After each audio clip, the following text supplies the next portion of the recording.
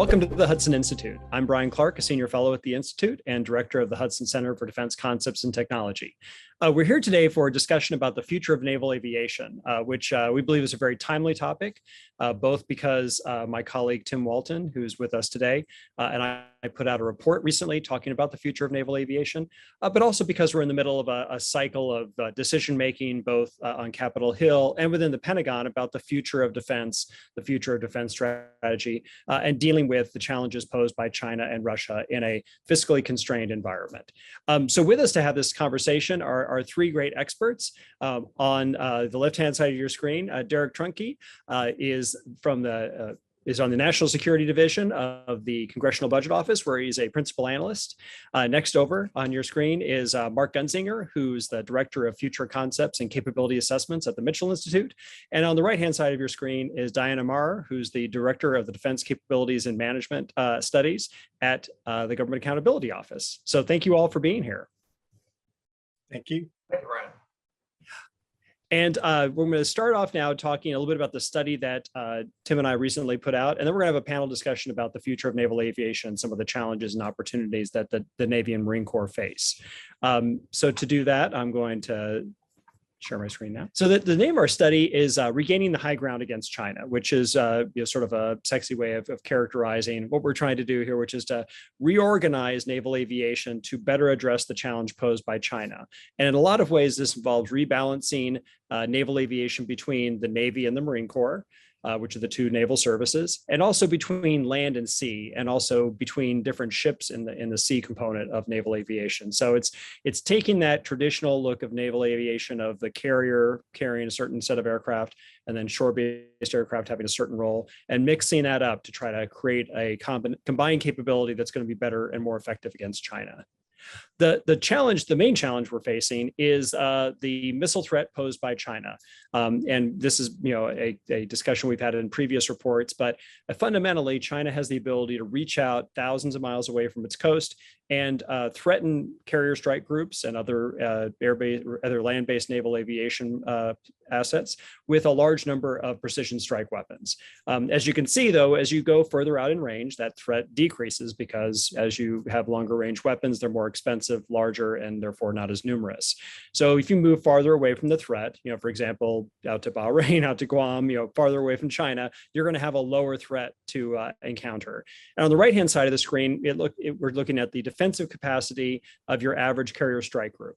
Which for that first salvo can be pretty formidable. You're talking about nearly 800 engagements, 800 weapons that it could potentially take out. But then it drops off pretty rapidly after that because you've expended your surface to air missiles. But what that means is when you combine these two charts, you end up with a situation where naval forces are going to have to operate 1,000 to 1,500 nautical miles away from the Chinese coast to be able to have a reasonable chance of defending themselves and be able to mount sorties or be able to deliver sorties and generate air power at a reasonable pace, and then to be effective against the Chinese, whether it's at sea or even over a place like the Strait of Taiwan. The current current carrier air wing is not really set up to sustain large scale or persistent operations at 1,000 to 1,500 nautical miles away. If you look on this chart, which shows the current carrier or the planned carrier air wing in the next couple of years, you've got 44 strike fighters, which have a range of about 700, a radius of about 700 nautical miles. You've got some Growler electromagnetic warfare aircraft, which have only a range of about 400 nautical miles away from the carrier. Airborne early warning aircraft, which are again limited in range to about the same range as your fighter aircraft, 700 nautical miles away. You've got some tankers. So the Navy's planning on putting between 5 and 9 of these new MQ-25 unmanned tankers onto each carrier, which will help get some aircraft out to 1,000 miles. Each of those tankers can get 2 strike fighters out to 1,000 miles, which is good. But of course, this small number of tankers will not get all 44 of those strike fighters out to 1,000 miles. Therefore, there's a gap. And then then you've got the bottom there, logistics and anti-submarine warfare aircraft, which are rotary wing.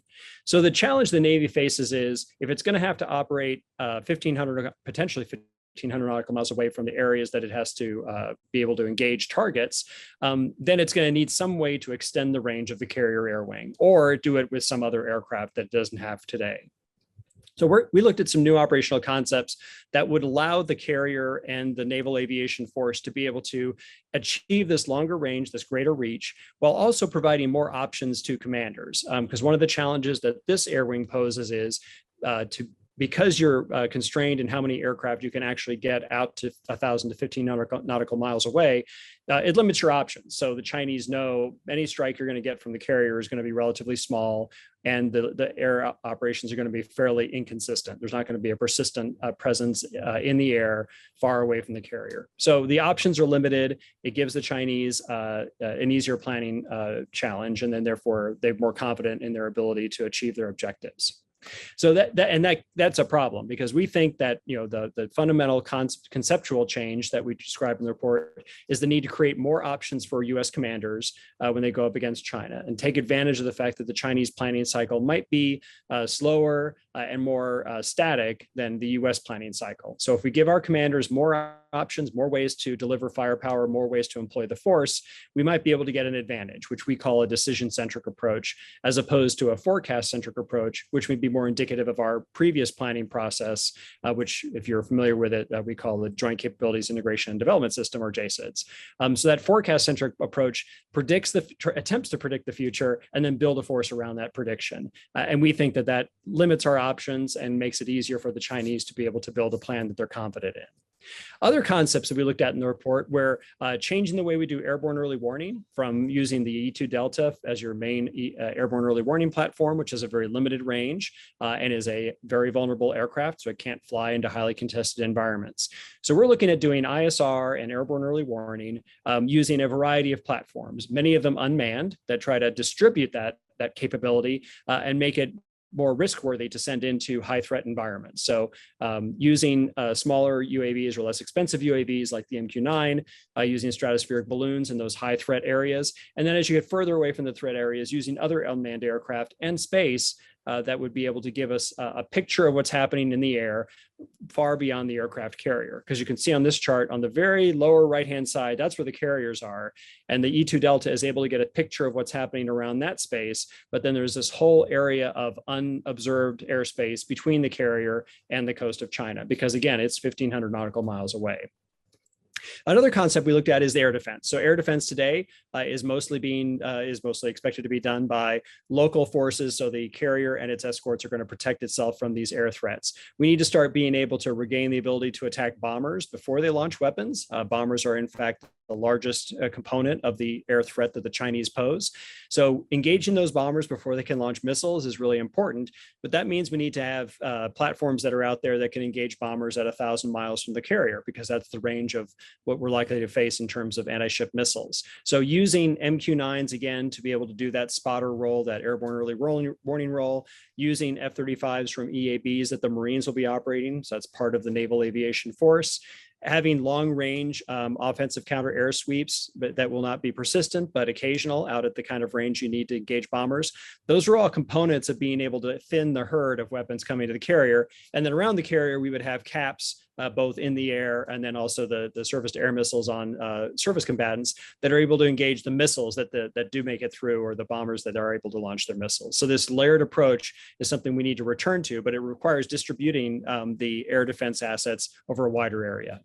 On offense, we're looking at trying to change how we do offensive operations, from using electromagnetic warfare as a defensive capability to protect our aircraft as they get into contested environments, to instead shift that to use electronic warfare as more of an offensive capability and have it be used primarily by unmanned systems that are expendable or attritable and can fly into these highly contested areas too, as we show in the picture here, jam and confuse air defense radars, allowing smaller strikes to be able to deliver the same kind of effect as a larger strike would today.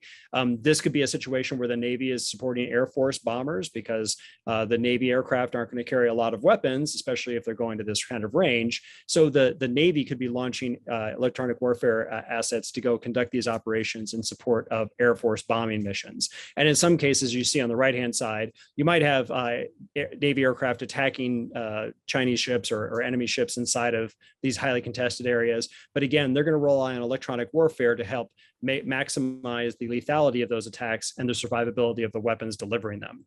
But achieving this change in electronic warfare concepts is going to require shifting from using the Growler, which is relatively short range and a relatively vulnerable aircraft, as our main electronic warfare asset, to instead use these expendable longer range systems like, as we show in the picture here, the Mako, which is the UTEP 22 or UTAP 22, or the RQ-58 Valkyrie, which are programs the Air Force is developing. And I'm sure Mark can talk about that when we get there.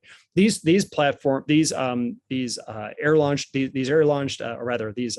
unmanned systems doing electromagnetic warfare could be air launched from MQ-9s in the form of air launched effects, as we show on the chart here in the lower right-hand side, or they could be rocket assisted launched, like we show on the upper right-hand side with the RQ-58, that could be launched from amphibious ships. So that could be a new role for the amphibious fleet, is being able to deliver these unmanned systems into the environment to do electromagnetic warfare. So it would shift the Marine Corps role from being strictly about surveillance and counter surveillance to also being counter air with the F-35, and then also electromagnetic warfare using these unmanned systems. The last concept I wanted to talk about is anti-submarine warfare, where we think there's a major opportunity in shifting our approach from using primarily manned P-8 maritime patrol aircraft to instead rely on unmanned systems to a greater degree and shift the P-8 to a command and control role. So in this chart, which is relatively busy, you would use the unmanned stationary systems like the TRAPS, which is a stationary unmanned sonar system that you put on the seafloor and looks up and looks for submarines as they come through the water column. Combine that with sonobuoys delivered by MQ-9s to find submarines and track them, and then turn them over to a platform that's either going to tail them, like a medium unmanned surface vessel, or that's going to attack them, like the P-8 or a submarine. So this approach is going to be able to scale with the threat that we might face from the Chinese, and it keeps the P-8s out of the most highly contested environment and allows them to be more survivable outside the contested area. It also lowers the cost because the operating cost for these systems, the unmanned systems, is a fraction of what you face when you're looking at the manned systems. But this is a shift in terms of role, because this might mean that Marines have a much greater role in anti-submarine warfare compared to today. And it shifts more of the anti-submarine warfare mission to ground-based aircraft than it even is now. So it's a shift towards the Marine Corps. It's a shift towards ground-based aircraft. So these rebalances we're talking about are kind of the fundamental change we're advocating. So we think these changes are achievable by 2030, and that was the goal of this study, was to highlight a way you could rebalance the missions without relying on non-existent platforms or massive R&D programs, and enable this shift to happen by the 2030 timeframe. So we think that this carrier air wing we're showing here is achievable by then. So adding to the 44 strike fighters a much larger component of MQ-25s, which are already under construction, and to allow those to be fit onto the carrier, offloading other missions. So offloading the helicopters that would do anti-submarine warfare, offloading some of the EA-18Gs that would do electronic warfare because that mission's going to the Marine Corps, offloading some of the E-2 Deltas because that airborne early warning mission will go to land-based unmanned systems as well as space-based systems. So that rebalancing is necessary to get the carrier to be able to deliver aircraft at the kinds of ranges that are necessary and give the options that commanders need to be able to undermine Chinese planning. But that's going to require some rebalancing elsewhere in the fleet. And I'll turn it over to Tim. Perfect. Thank you, Brian, and thank you all for joining us today. The other insight informed by these concepts and an understanding of the industrial base and what the current program force may be was that if we want to examine naval aviation more comprehensively, we need to take a look at the carrier air wing, shore-based aircraft, and then Marine Expeditionary Unit air combat element aircraft that would be operating from amphibious ships and sometimes from shore as well. And by looking at these together, we can identify different opportunities. So here on this chart, you can see a functional depiction of different types of aircraft across these three categories. One example is the purple-coated F-35Bs towards the top that could operate from amphibious assault ships could be tasked to support defensive counter-air operations, so carrier strike groups. And that would enable a larger proportion of green-coated carrier air wing aircraft to focus on anti-submarine or anti-surface warfare and strike. As another example in blue, towards the bottom, you can see how E-2Ds operating from shore could complement E-2Ds operating from carriers. And MQ-9s could help support ASW operations conducted by P-8s, helicopters, and surface and subsurface vessels. On the next slide, we considered how to make this transition possible. And the next slide shows how we set F-35 procurement this decade at a steady rate of 14 F-35Bs and 18 F-35Cs per year. And this allowed us to free up funding to buy 12 more F-18s per year out to 2025, which helps mitigate the projected shortfall in F-18s. It also frees up funding to procure scores to hundreds of unmanned air assets. In our plan, for example, in the 2020s, we reliably ramp up production of MQ-4Cs and MQ-25As. We buy a total of 75 MQ-9s, mostly to focus on anti-submarine warfare.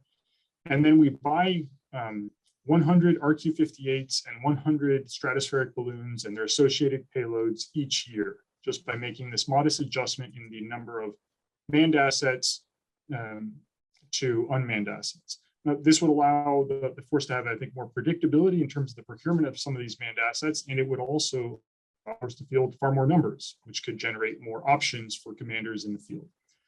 In terms of costs, on the next slide, we show how our proposed plan costs far less than the Navy's status quo plan as assessed by the Congressional Budget Office.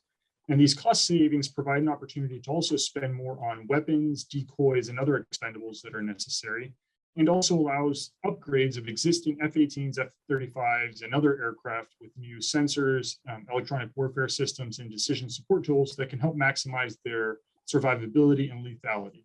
So overall, we think there are some fiscally viable options for the Navy to start to adjust its aviation portfolio in the next couple of years and do so in a way that's going to have an impact certainly by 2030 and likely within the latter half of the 2020s. I'm really looking forward to the conversation all of us are now going to have. Back to you, Bryan. Thanks, Tim. So we think there needs to be this fundamental rebalancing between manned and unmanned, between the Navy and the Marine Corps, between sea and shore. But that's one solution that we think is possible within this decade. But I think it'd be good if we could step back and maybe talk about what are the major challenges facing naval aviation, because we sort of focused on this one challenge of range and let other challenges such as readiness or cost sort of be secondary to that. And we addressed those with our solution set, but maybe we didn't address those up front. So I'm interested in what you all think the major challenges facing naval aviation are today. So let's start. Diana, what do you think? You've done a lot of studies in terms of readiness of the fleet and the maintenance of the fleet. But what do you think the main challenges facing naval aviation are? Great. Well, thank you very much, Bryan. And yeah, I would summarize it exactly the way you set up the question. We've issued a whole series of reports that have pointed to challenges facing naval aviation in terms of readiness and more broadly the issues of sustainment. We've done a series of reports that have looked at across the entire aviation spectrum, not just the Navy and the Marine Corps, and we have found that mission capable rates, which is one of many measures of readiness, have been steadily declining over the course of the last decade. Those declines have been most pronounced for the Navy and the Marine Corps, which is of grave concern, particularly in the issue space that you set up so well today. One of the things that we pointed out in some of our reports is that some of those problematic areas in terms of mission capability are in some of the systems that are most critical to the Navy and the Air Force. We just talked quite a bit about FA-18s and the F-35s. Those are two of the systems where there have been some pretty significant shortfalls in mission capable rates. The Super Hornets, for example, have been consistently running about 50% mission capable rates for the better part of the decade. So when half of your aircraft are not able to get up in the air and perform a single mission, that really blunts the ability to carry out some of the operations that the Navy and others would like to perform. So that's of concern. A related concern is that we're seeing similar problems with the Navy ships that are necessary to make a lot of this possible. The Navy has really struggled with completing its maintenance in a timely way on aircraft carriers. So, for example, we found a couple of years ago that aircraft carrier maintenance was being completed late for depot level availabilities, about 2/3 to 3/4 of the time. And when we say late, we mean late by a lot. That's a mouthful. 3 to 4, sometimes 5 months late on average. that has a real impact on the Navy's ability to generate the forces that it needs. And it has a spillover effect, right? You end up having the equivalent of a traffic jam to the very scarce and aging facilities, dry docks and others that are necessary for those repairs. So those are kind of the tip of the iceberg. We can get into some more of those details when we get into Q&A. Yep, that sounds good. Thank you. Derek, what do you think? What are the major challenges facing naval aviation? Well, yeah, I'd like to echo a lot of Diana's comments. Those are right. I mean, there really is a challenge between funding procurement and funding maintenance. And I know your study ended in 2030. You wanted to end it in 2030, but that's about, if you look at my report, that's when the problem really starts getting bad in terms of the Navy trying to replace its fleet is in the 2030s. So, two of the platforms you mentioned, the Growlers and the E-2Ds, the Growlers will have to be replaced in the 2030s and the E-2Ds in the mid 2030s. Those are both the expensive aircraft, and as well as all the fighters are going to have to be out there too. So that's a real challenge. The MQ-25, I agree. I mean, the idea is fabulous. It's still being worked out though, I think, and tested. And so I'm a little concerned that it works the way it's supposed to, but let's say it does. If it does, I think you even can go further than what you said, because right now they're using some of the F-18s as tankers. And so you get those back as well. And so, I mean, that is one positive here. And then I just wondered, you're talking about putting new sensors on other platforms, but you didn't mention putting new sensors on the MQ-25. So I'm curious about that. Could that take some of the roles that you're talking about there?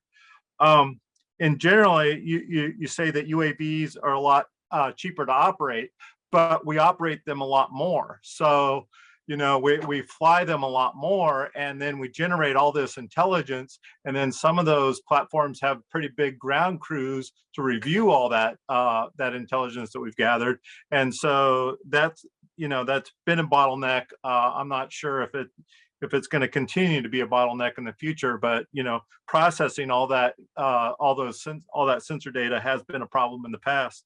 The other thing is that those UAVs have a higher attrition rate than our other aircraft, and so you have to build in more procurement to replace them. And then finally, they have shorter lives, so they're going to only last 10 or 20 years, even if they don't attrite. So that creates a different problem also.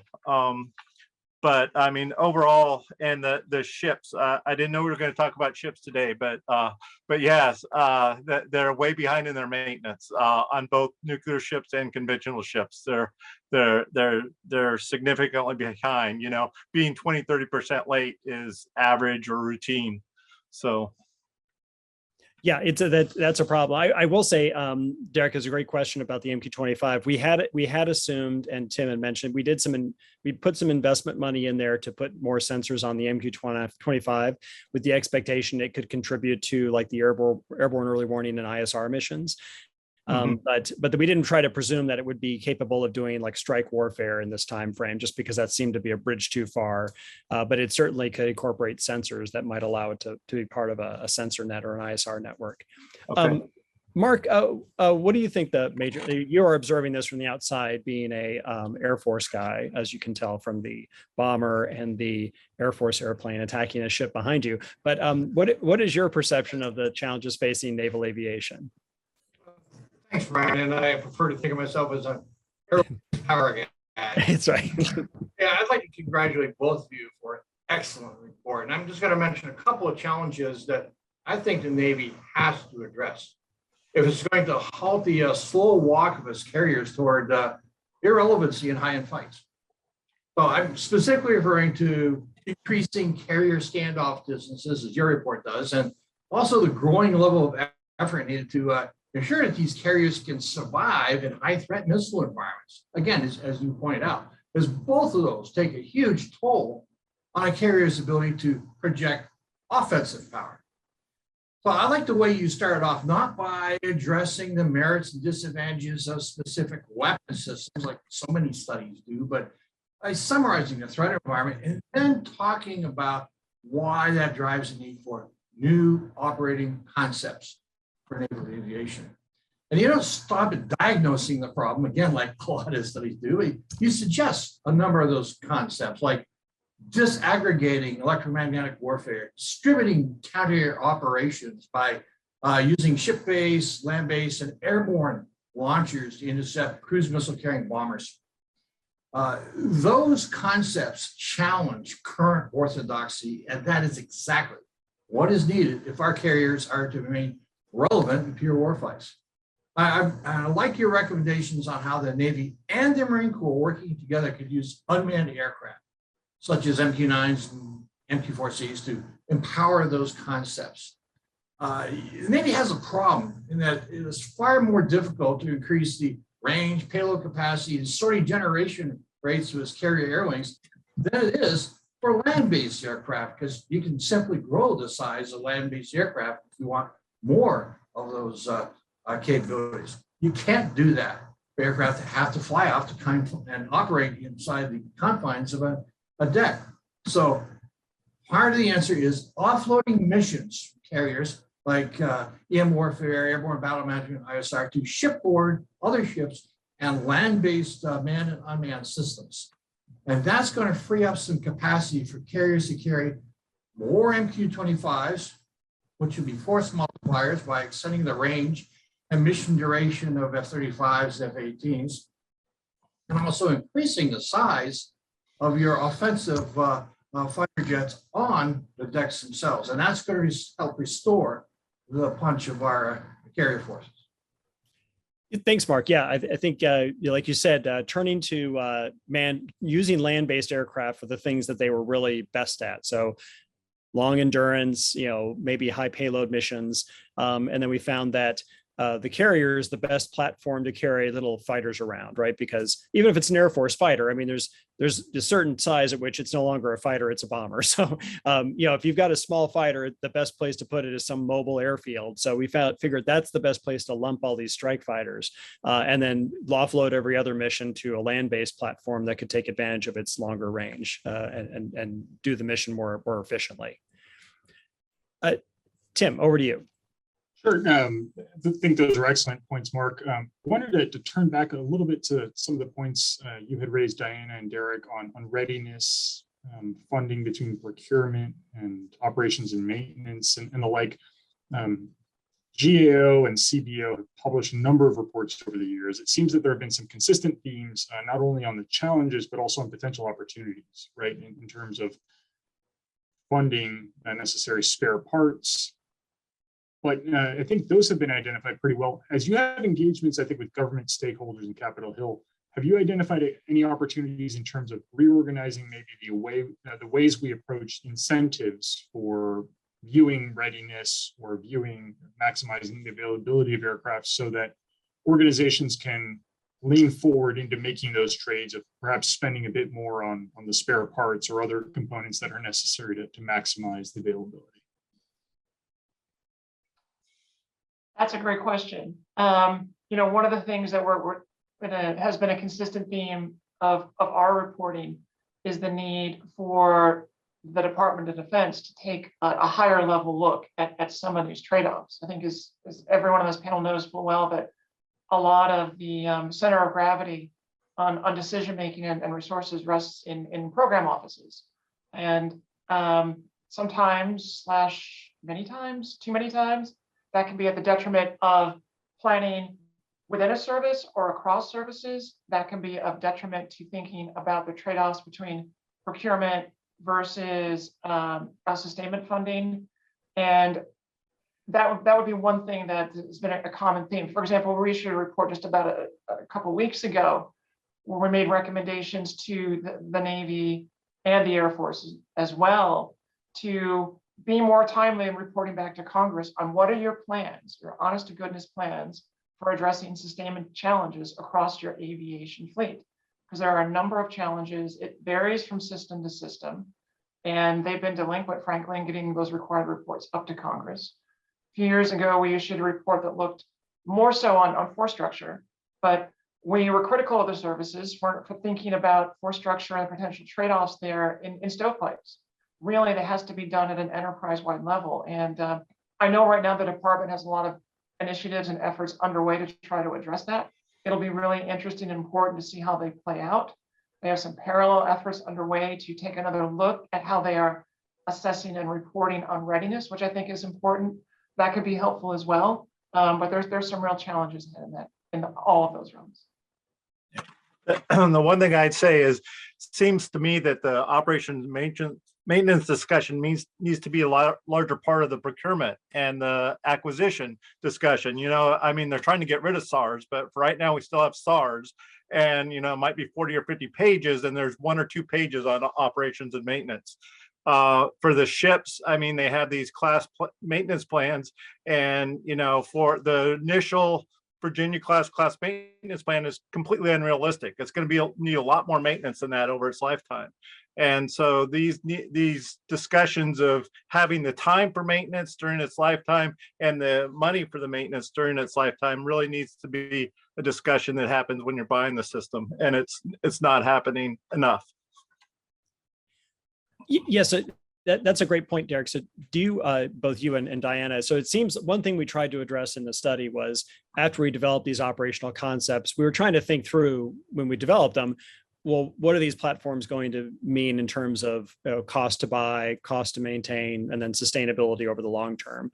And it seems like, you know, the Navy doesn't do that. The Navy doesn't build operational concepts with a mind towards how sustainable that set of platforms is going to be. Is that something that you have, you know, pressed them on? Because, you know, Derek, in your most recent study on the cost of the, you know, naval aviation fleet, like you said, the cost explodes after 2030, and there's absolutely no way the Navy's going to have that kind of money.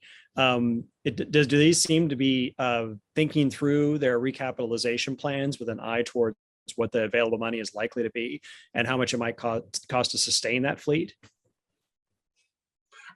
I haven't seen it, I guess. Yeah, that's I would concur with that. You know, we've seen in some of our work on the F-35 program, not specifically a Navy program, it's a joint program, but the Navy, it's a big role for them and the Marines. But that's almost a case study of a program where there is a consistent effort. We'll worry about sustainment later. We have our hands full developing the technology, getting over the McCurdy breach to get to a system that's actually deliverable. And now that program has a big sustainment hole that they've been trying to dig themselves out of, and it's going to take a while to do that. That has implications for readiness. That has very significant implications as well for affordability. That hits the Air Force right between the eyes, but it's also a major concern for the Navy and Marines as well. Yeah, and we in the study, as you saw from the charts, we didn't design the force to be necessarily more sustainable, but some of the benefits of the way it ended up being structured were that, you know, shifting to more unmanned systems will reduce the costs. I mean, subject to Derek's point about increasing the usage that goes with that, but shifting to unmanned systems, you know, reduce their cost. And the idea was we're going to try to reduce the stress on the strike fighter force, because that's the most expensive and most difficult to sustain. So Mark, in the Air Force has been dealing with this for obviously a long time. Readiness is a challenge there. What are some of the what are some of the approaches that the Air Force might be using to try to improve its abilities to sustain particularly the fighter fleet and manage the costs associated with that? Yeah, so the Air Force has gone to I hate to say it, a two-tiered system where missions like Homeland Defense and counterterrorism and other things that really don't require high-end stealthy aircraft necessarily are being supported by fourth generation fighters. A lot of them are aging out of the force, but that preserves the fifth gen fighters, the fifth gen aircraft for fifth gen missions. And that's pretty important. Don't burn up all your hours on your fifth gen aircraft doing things that other less capable systems can do. But the fact of the matter is the Air Force's readiness is not great. And it's directly a result of having a force that's been beat up, worn out, and it's too small. It must be recapitalized, modernized, much as the Navy, for that example. One of the things in the way that we had reframed the carrier for the aviation force in the future was to, I guess, use unmanned systems to do a lot more of those missions, because I get the impression today strike fighters still get used for ISR missions where an unmanned system could do that as easily. Do you think the Air Force, do you think it's realistic to say that I could use like an MQ-9 or a MQ-25 to go off and investigate something instead of an F-35 or an F-18? Oh, absolutely, especially in Europe, as well as the Pacific, using them for ISR, for wide area maritime surveillance, which support both the Navy and the Air Force for that matter. That is one of their peripheral missions, if you will, and to do other things. Again, those are force multipliers, and you see the Air Force investing potentially in the very near future in a family of unmanned capabilities. Some are high-end to accompany the NGAD and the B-21 on their missions. Again, force multipliers carrying electronic warfare or electromagnetic warfare systems, or maybe even precision-guided munitions themselves, teamed with bombers, teamed with the NGAD to multiply the effects they can create in the battle space, all the way down to more attritable systems that might fly somewhere between 3 and 100 sorties that are also lower cost. The Air Force simply can't afford to buy all the high-end capacity that it requires. So it can buy what it can and invest in these unmanned systems, which will add capacity potentially in an affordable way. And that's exactly what I think you're addressing in your report as well. Yeah, Mark, one of the, it wasn't a major assumption, but an assumption we made in the report was that the Air Force would be interested in conducting missions such as anti-surface warfare, strike, and that there would be opportunities for collaboration or integration between naval aircraft and Air Force aircraft, and in particular leveraging the enormous strike potential of Air Force bombers to, among other missions, conduct anti-surface warfare missions. The Air Force has started to express interest in the subject, but can you expound on your perspective regarding the potential opportunities in this space? And then are there challenges or decision points the Air Force will need to make so that we can make a more integrated force? That is an excellent question. And as Bryan pointed out, the advantages of operating from land, expeditionary, or fixed airfields is you can operate aircraft with greater payload capacity, greater ranges, greater persistence, same. And while maintaining the degree of low observability you need, you don't have to trade off your LO to get more payload or range as you might have to on a carrier. So to answer your question specifically, land-based manned and unmanned systems can provide wide area maritime surveillance. They can conduct anti-surface, anti-submarine warfare missions in areas that standoff carriers cannot. Land-based fighters and their uncrewed combat aircraft wingmen are going to be, I believe, the first line of defense against enemy bombers and fighters that are going after our carriers as well as our airfields. We absolutely need those as the first line of defense. But as a bomber pilot, I'd be remiss if I didn't talk about how bombers could perform a range of maritime operations, including maritime strike.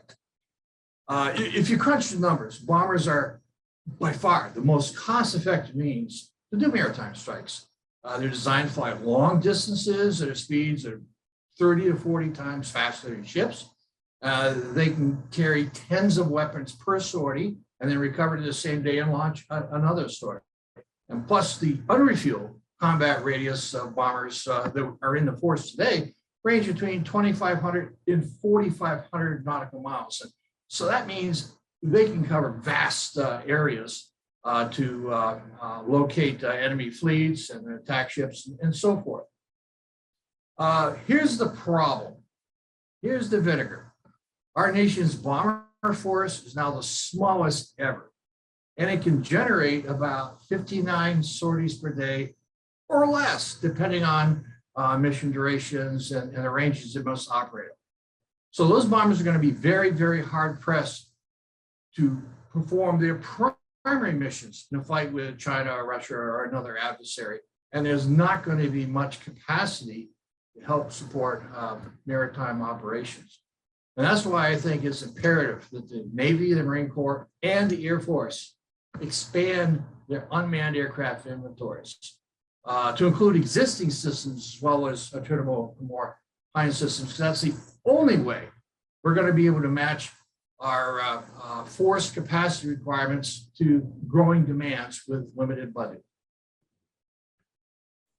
Yeah, and it seemed like one of the approaches we talked about in the study was, trying to use the naval force as a way to complement that air force that's coming from ground bases distant from the operating theater, because if you're going to use shorter range unmanned systems to accompany your bombers, or shorter range fighters to accompany your bombers, launching them from ships is one way to operate them closer, get them based closer to the fight. Oh, I think you're muted.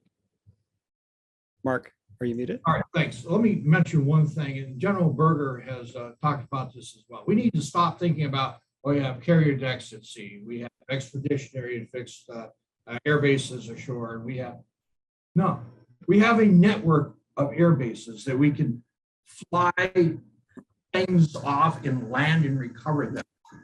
General Berger has talked about equipping big deck amphibs with unmanned aircraft and launching them, instead of using them as a mothership, launching them, maybe recovering them ashore, generating another sorting, launching them, recovering at another at sea airfield. And so I think it would really help if we begin to conceive of this network of airfields without pasting, this is a Navy thing, this is a Marine thing, this is an Air Force thing, and figure out how we can best complement our operations by becoming interoperable and adopting that concept, because that would also have the effect of not just increasing our offensive combat power, but it would also help complicate an adversary's ability to form an accurate picture of the battle space, to figure out where our forces are and where we're doing, and that improves our survivability.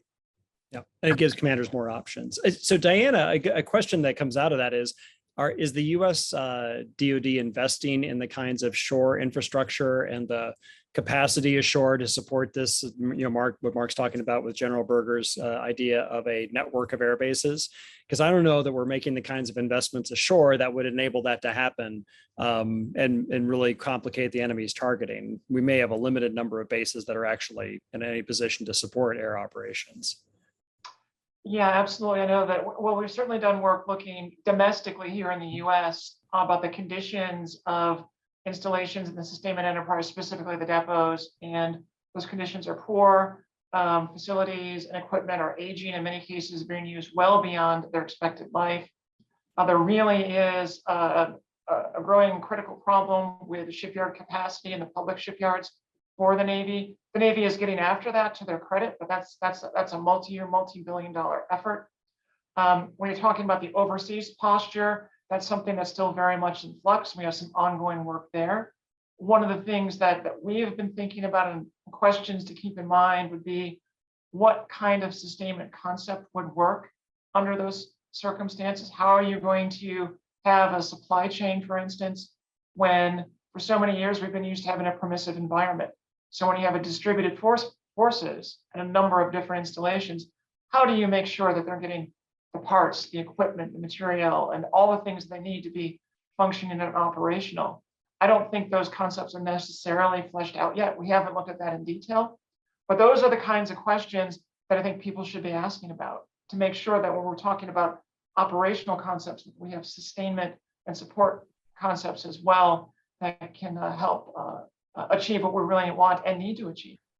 Right. That's a great point. I mean, if we're having difficulty with the depots back here in the US, as well as the shipyards, we're going to be hard pressed to do any of that overseas, where it's going to be 10 times more difficult to be able to get material and people that you need to support maintenance. So Derek, the cost of this shift, we argued it was going to be relatively manageable, and you could see from the charts, we estimated that it was going to be not too different than what the current spending is on the naval aviation portfolio. But the MQ-25 is a big chunk of that. That could be much more expensive than we anticipate. And then there's some of these new platforms that of which they are being developed by the Air Force or by the Army. Have you guys seen that these unmanned systems in particular that are being developed by the different services, do they come in more expensive or less expensive or about right in terms of their estimates, or do they experience the same cost bloat as our manned platforms? So I can't speak to that directly. That'd be somebody else at CBO. But I mean, it does seem like they're less expensive, but they don't last as long. And, they're cheaper to operate, but we use them more. So, there are some trade-offs there in terms of that. In terms of the cost, though, I was trying to figure out what exactly your costs are. I see your, your line charts there, but I guess like for table one, I guess that's about $4 billion. And so I was trying to figure out how much of that $4 billion over what time period is that? Is that just the 2020s? And then, what happens in the 2030s? Because that's, again, when a lot of these aircraft are going to retire, and what are you going to replace them with? And I mean, I think the whole idea behind the F-35 was it was more survivable in a China type scenario. So your trade-off there between F-18s and F-35s, I'm trying to understand how that happened. I understand you want to do UAVs instead, but it seems like you have possibly a greater mix of F-18s also.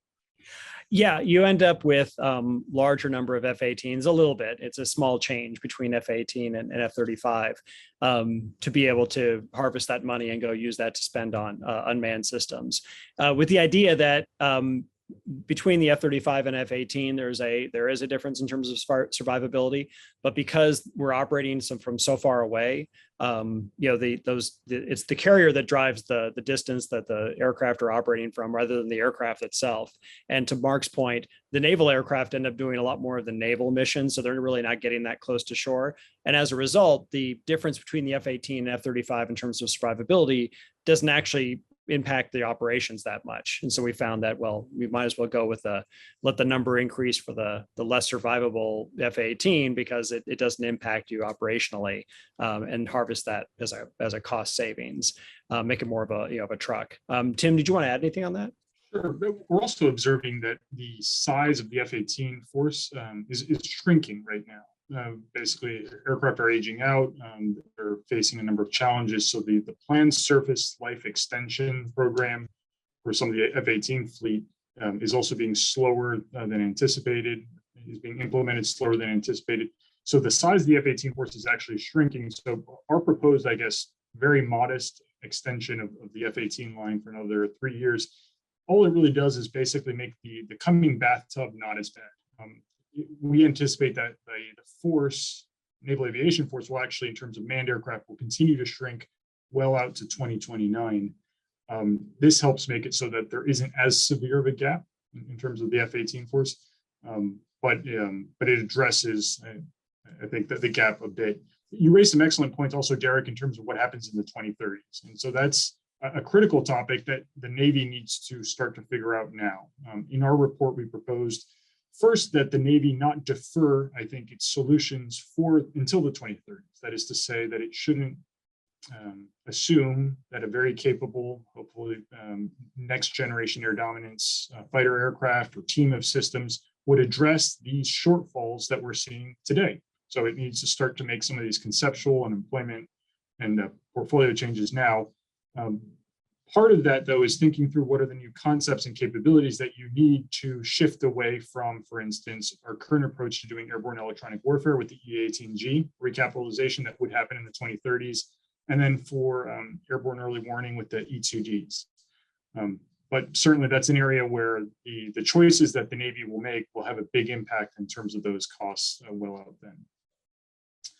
Another question I guess I had on costs for you, Derek, in particular, but I'll open it up to the rest of the group, is on weapons costs. We found in our report that the Navy is spending 14 times as much on new aircraft procurement as it is on weapons. And essentially, weapons are just the second stage of generating an effect.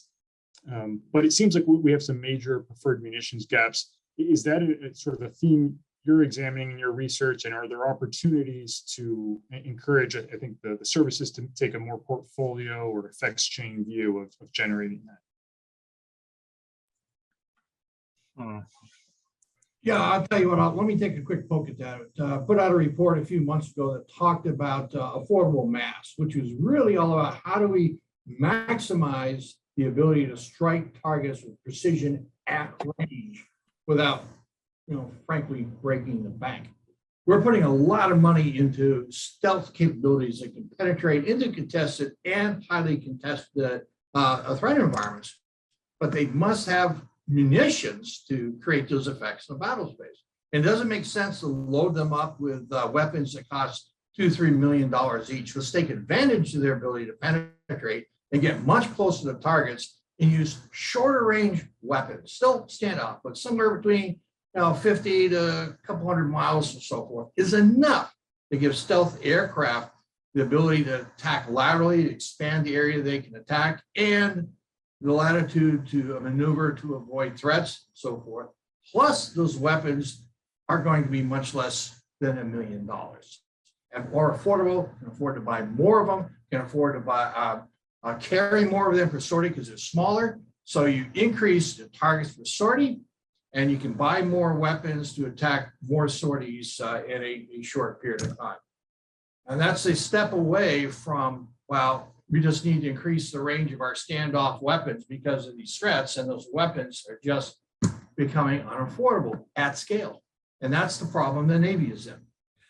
Yes, and our engagement with the Navy showed that they were thinking of getting longer range weapons to try to deal with the challenge, because I think because fundamentally they are constrained by the fact that their future attack aircraft portfolio is F-35s and F-18. So they don't have a more penetrating aircraft on the horizon, really, with that. NGAD might down the road eventually provide that capability. So they're looking at longer range weapons, which are of course more expensive, as you know, but also bigger and reduce the salvo size you're able to generate. So, and I think that gets to the concepts we articulated were ones where you could rely on those shorter range weapons, because we weren't talking about using Navy aircraft to try and do mainland strikes in China. But if you're going to engage ships, islands, enemy aircraft, protecting Guam, from attacks. I mean, a lot of what if you see the distributed air defense concept, a lot of that is about protecting Guam using layered air defense.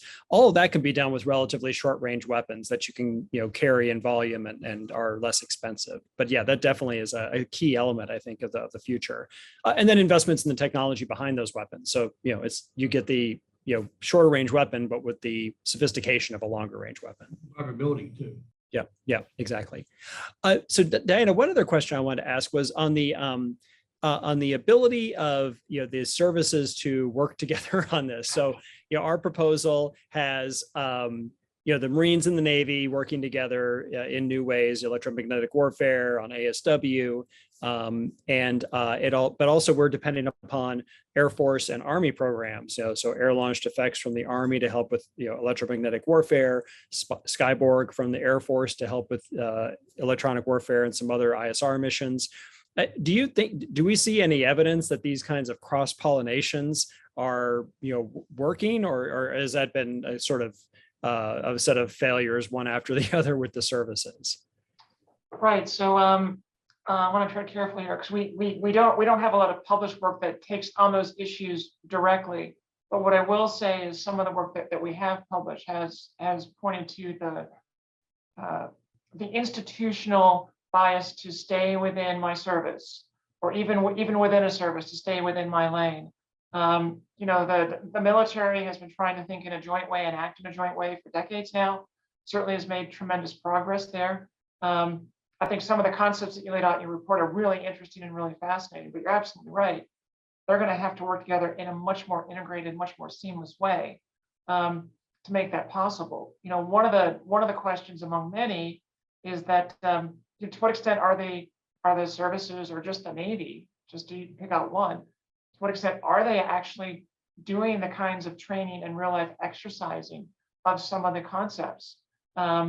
That's something that we're looking at on an ongoing basis. So I'll just phrase it as a question. Is the Navy really training in a way that involves more than a single carrier strike group? And are they doing it in a way that involves larger elements and linking in the other services, because you want to be able to train and you want to be able to see some stresses on those systems from a training and exercise perspective before you have it interact in the real world. Yeah, and that's a good point. And that's an area where General Brown and General Berger have both noted that we need to change our metrics because I think they recognize that if our readiness measures that we use to grade commanders are really only based on what your squadron can do or what your wing can do or what your ship can do, then you're not going to look at what your opportunities might be outside of that. But if instead your readiness measures incorporate your ability to work with the systems from other services or other effects chains that you could generate and try to grade commanders on how interoperable are you, or how many exercises have you done where you demonstrated a variety of kill chains that are not just strictly within your squadron. Exactly. Yes, I think that's something that they've emphasized, and you've certainly you guys have done reports on readiness and readiness measures. Right. Is that something you've explored? Is like, how can you use readiness measures to sort of expand or improve the level of jointness that's being pursued in the U.S. military? Well, certainly one of the open set of recommendations we have with DoD is to assess readiness at what we call the domain level. So, for example, if you want to talk about readiness in the air domain, then talk about all the different ways the services have operations in the air domain. Same way for sea, land, space, and cyber. One of the other concepts that I know DoD is exploring right now is sort of broadening the concept of readiness to think about things like the defense industrial base, the organic industrial base. We're talking about ordnance before. There are a lot of good questions out there about the ability of the U.S. to quickly manufacture and replace what might be expended in sort of the round one. These are very sophisticated systems. Do we have a good understanding of our industrial base, what they're capable of, and do we have that surge capacity? Again, these are questions that we haven't delved into from a GAO perspective, but they're the kinds of things that we need to think about as a country as we're thinking through some of the operational concepts that your report has set up so nicely. Thank you. And so Derek, the question might be, are we budgeting, or are we, are we taking this portfolio view basically to how we are making investments in the air domain? I mean, I think it's very much a balkanized arrangement where the services, and even within the services, the tribes invest in what they want. And the current state of aviation and the military sort of bears this out, right? You've got parts of the military and the Army and Marine Corps that seem like they're leftovers from the Cold War that are completely irrelevant in today's battlefield. And then you've got on the Air Force side, NGAD is this tremendously new, sophisticated capability. Is there any effort, or do you see the need to maybe try to rationalize that from a investment perspective? Sure, of course there is, but no, and you don't see that. You see the stovepipe budgets. But you brought up the Cold War, and I guess how do you think what's going on in Ukraine right now, does that support? Is that better evidence for your report or your way to do things, or is it is it against it? What do you think?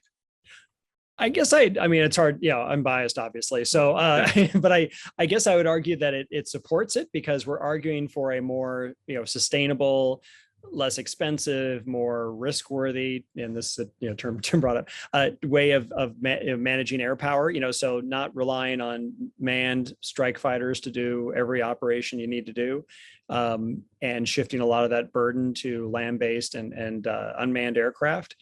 So I think it does. I think, it sort of bears out that the utility of unmanned systems. I think a lot of the assumption was planes like the MQ-9 and the MQ-25 were going to be easily shot down, and that's not really bearing out in the war.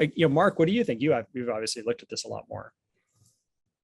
Yeah, the point I made earlier about capacity. There's a huge gap between what the National Defense Strategy requires of the Navy, the Air Force, and frankly, the Army and Marine Corps, and what they can actually provide today. And that's the product of 3 decades worth of force cuts and delayed modernization.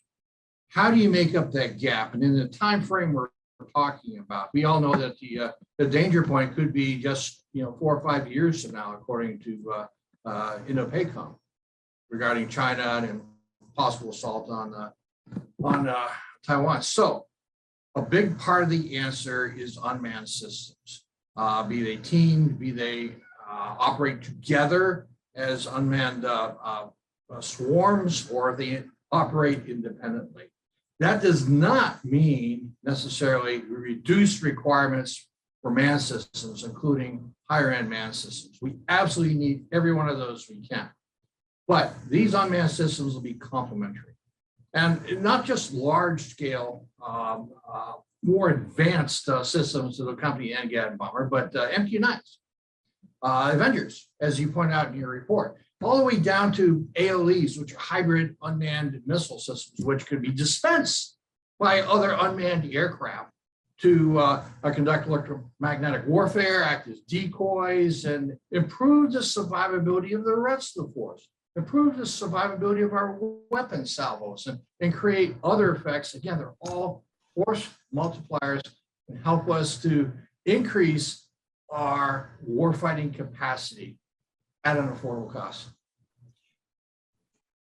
Are the ALEs moving you in that direction though, or are they moving you towards more expensive ordnance?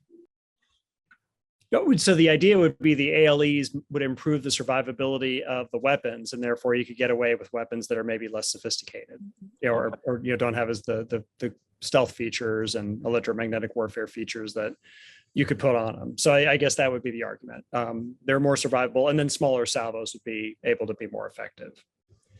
I think that's a good place to end it. And I really appreciate the time that you all took today to talk about the report, talk about the future of naval aviation.